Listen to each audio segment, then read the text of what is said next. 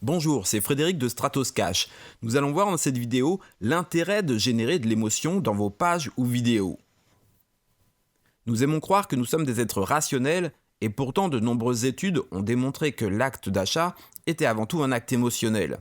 C'est pourquoi aucune publicité télévisée ne décrit son produit mais essaie de nous transmettre des émotions ou de nous connecter à des sensations. Nous allons voir dans cette vidéo comment les utiliser au mieux pour augmenter vos ventes. La vente sur Internet obéit au même schéma que la vente classique. Et tous les commerciaux savent qu'il faut impérativement installer avec son prospect un climat amical avant de chercher à vendre quoi que ce soit.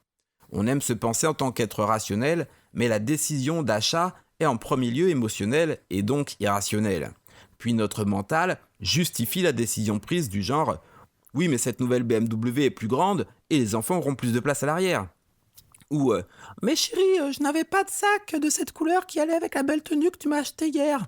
Bon, oui, je sais, j'ai pris des exemples un peu clichés, mais vous avez compris l'idée. Regardez les publicités de voitures, de parfums ou même de baskets, on ne parle jamais du produit, de ses caractéristiques. Ces publicités essaient juste de créer en nous de l'émotion. Cela ne se limite pas à la vente de vos produits ou services. Lorsque vous voulez vendre une idée ou une proposition à un proche, à un partenaire, c'est ainsi que ça fonctionne également. Ce mot doit être compris dans un sens plus global et non péjoratif, qu'on peut remplacer par convaincre si vous voulez. Bref, sur Internet, on retrouve souvent cet aspect au niveau de ce que l'on appelle les promesses du produit ou service, avec éventuellement une liste qui les énumère. Avec l'avènement des tablettes, on voit des sites de plus en plus design qui amènent l'émotion à travers de magnifiques images. Et les inscriptions sur les pages de capture sont effectivement plus nombreuses avec de telles images, mais il faudra faire attention à deux erreurs communes.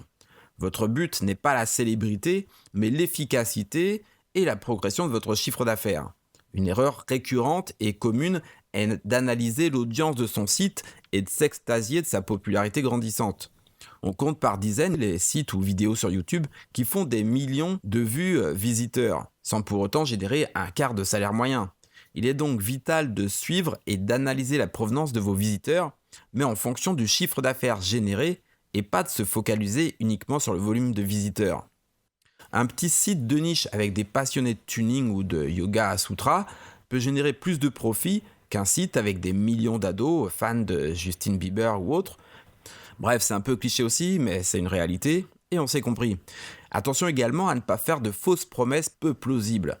Même si elle est vraie, une promesse incroyable passera pour vos visiteurs pour peu plausible et ils passeront leur chemin sans plus se poser de questions. Il est donc préférable de minimiser l'effet possible que de faire une promesse qui semble trop belle. Si votre service est 1000 fois plus efficace que la moyenne, dites qu'il l'est 10 ou 20 fois, preuve à l'appui, et lorsque vos clients en auront fait l'expérience, montrez-leur comment il peut permettre d'aller jusqu'à 1000 avec une option payante éventuellement. Pour en revenir à l'émotion, sans même qu'on soit conscient, et c'est toute sa force, elle est utilisée en marketing pour tous les types de produits.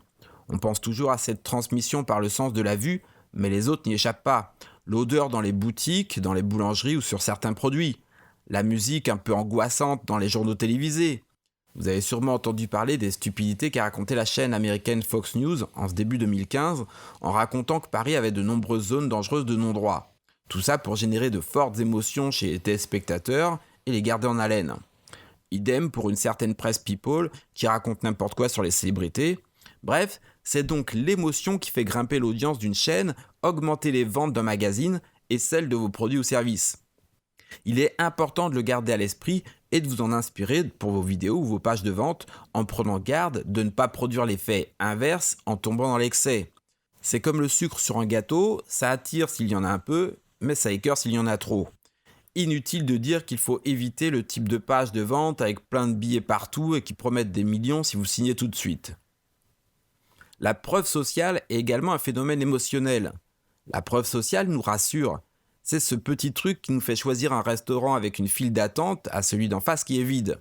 Cet effet presque instinctif qui nous fait considérer que cette foule est un gage de qualité, d'efficacité ou de sérieux peut faire affluer vos visiteurs. C'est d'ailleurs ainsi que sont souvent classées les images, vidéos, produits et informations dans les moteurs de recherche et d'autres sites. La preuve sociale est un aspect d'autant plus important sur Internet où chacun se retrouve dans un environnement où tout est possible et où n'importe qui peut se cacher derrière un site. Pourtant, si on reprend l'exemple du restaurant, on pourrait tout aussi bien croire que le directeur est très efficace en marketing ou qu'il a le bras long et sait faire sa promo dans les médias. En fait, c'est toujours un peu les deux, parce qu'un dirigeant doit être autant capable de proposer de bons produits qu'il doit savoir les promouvoir. Et c'est pour cela qu'on dit que le savoir-faire n'est rien sans le faire savoir.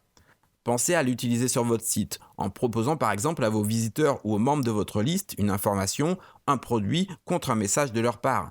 Puis faites que ces messages soient voyants, ou en eux-mêmes ou par leur nombre. C'est ce que l'on peut voir avec les j'aime Facebook, YouTube ou les commentaires WordPress.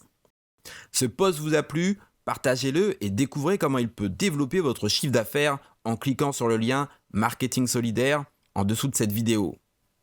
À la prochaine!